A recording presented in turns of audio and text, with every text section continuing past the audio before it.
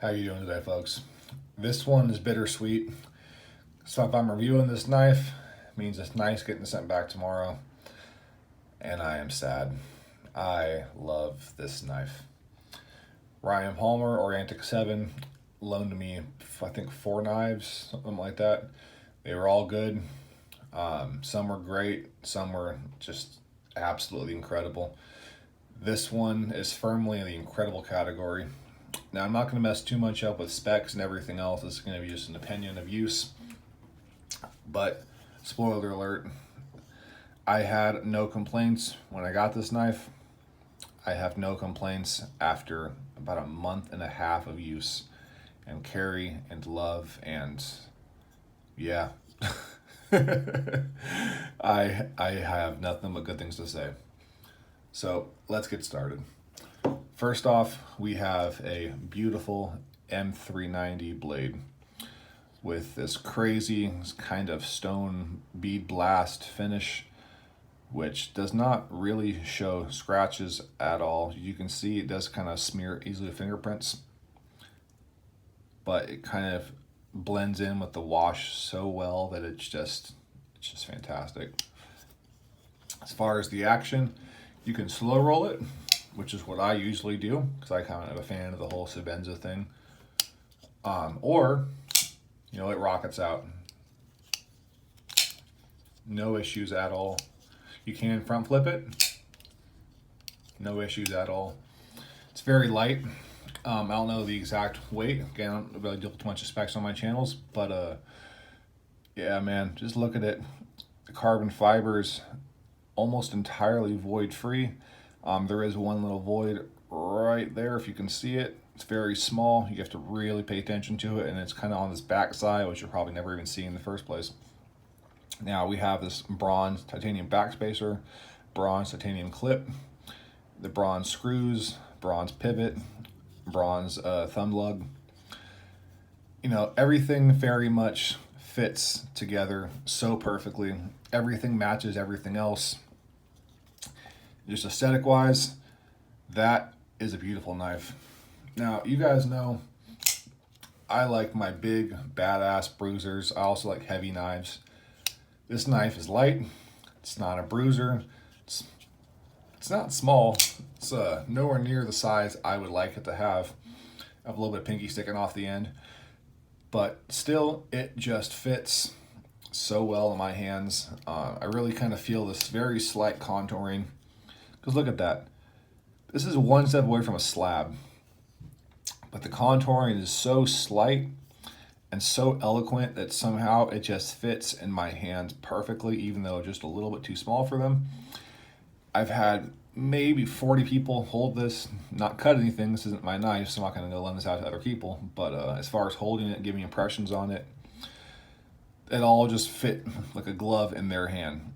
So the fact that this knife can fit my hand and then 40 other people's hand and just meld it's crazy. Most of my friends have pretty goddamn small hands. People I know are also in the construction industry or hard labor industry, so they got pretty beefy hands like I do. A couple of people are musicians, have long dainty fingers. A couple of people have actual small size hands, like minuscule little hands, and it fit them too. So crazy. One of those things that should not work, but one of those things that with proper ergos and design somehow manages to fit everyone.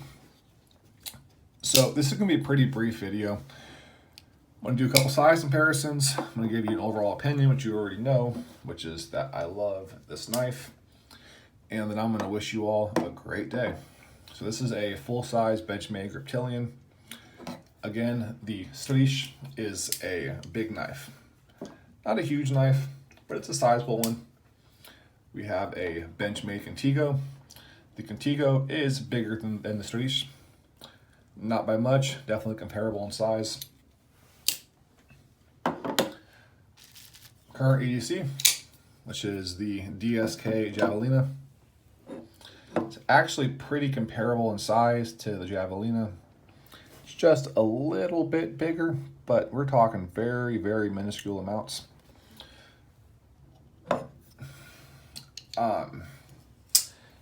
My PM2 is actually on loan, so we're going to substitute that with a smock. So as you can see, definitely a full-size knife. Smock is kind of dwarfed by it. I just happen to have this on my desk today. So we'll take this little, I think it's Cadet, if I remember correctly. So Victorinox Cadet. There we go. Just have trouble getting the blade out. So again, definitely a full-size knife. Now, as for reasons why I love this knife, one, this blade is super slicey. It is slightly thicker blade stock. It does taper down very nicely. And again, it cuts like an absolute dream. It is phenomenal. That M390 steel will stay sharp for a long time. It's pretty corrosion resistant as well. So overall, a fantastic steel. It is going to be a pain in the ass to sharpen. You sorry about that. I was just attacked by a kitten. Anyways, M390 steel, phenomenal steel. If you ever have to sharpen it, it'll be a pain in the ass. It is very hard, but it will hold an edge for a damn long time. Relatively corrosion resistant, and pretty much an all-around one of the best super steels. Now, super steel to me, as I always say, is a relative term. I don't really think there is any perfect steels. I actually prefer some of the softer steels because I like to actually sharpen. Well, I don't like to sharpen. So I like to be able to maintain my knives with a little strop here and there, and then that's just the end of it. And I can maintain an edge on, on 54 cm for years with a good strop every maybe month or so. But M390, if you're looking to pretty much never sharpen your knife, is a phenomenal steel. You're probably going to want to send it off to a professional to sharpen it, unless you have some serious skill. If you do, more power to you. I have the skill to handle it, I just don't have the desire to. So as far as edge damage, we have a couple scratches right here, nothing major at all.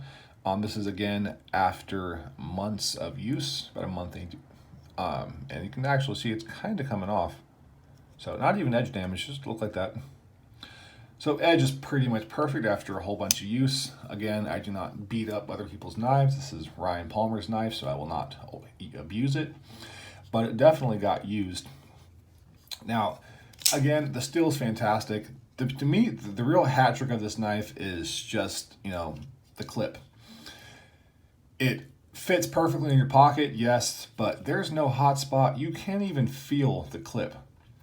Now, in every single knife I've ever carried, some hurt your palm, some, don't hurt your palm, but you always feel it. It's always there.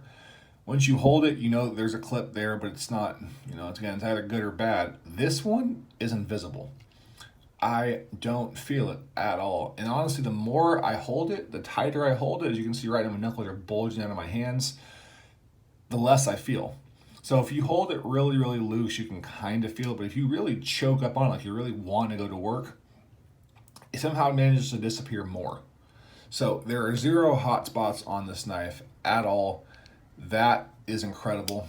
I did feel one on the backspacer when I first got this knife, but somehow it just managed to work itself in. And now there is just nothing. Just genuinely nothing. So without further ado, if this knife appeals to you, if you like the aesthetic of it, if you like M390 steel, you like this nice void-free carbon fiber, grab this knife. It's kind of hard to get. It's about $650. Usually, sometimes they go a little more in secondary. Sometimes you can find them for deals on the website. But overall, it's an expensive knife for sure. It's definitely on the premium high end of stuff, but it is, it's just perfect. It's one of those things that this is not a custom knife. This is very much a production knife, but it feels like a custom knife because the fit and finish is just absolutely perfect. On a high-end production knife, the action will always be perfect, but the fit and finish sometimes might be a little lackluster. This, man, just look at it. I could just stare at this carbon fiber reflected in the light. It's almost like it hypnotizes you. It is just absolutely beautiful. Go out, buy this knife. If you don't have enough money to afford it, save up.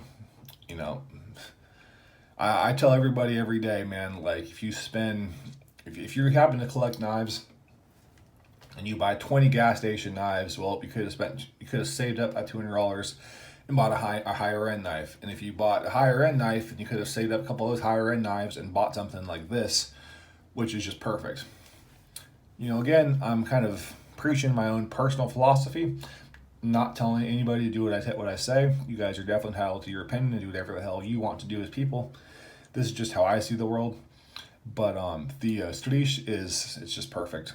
I have zero complaints. It's a phenomenal knife, and I absolutely love it. And my name is already on the waiting list to buy one, because this one, unfortunately, if you can hear the sadness in my voice, does not belong to me, and now must be carefully packaged up and returned to its rightful owner.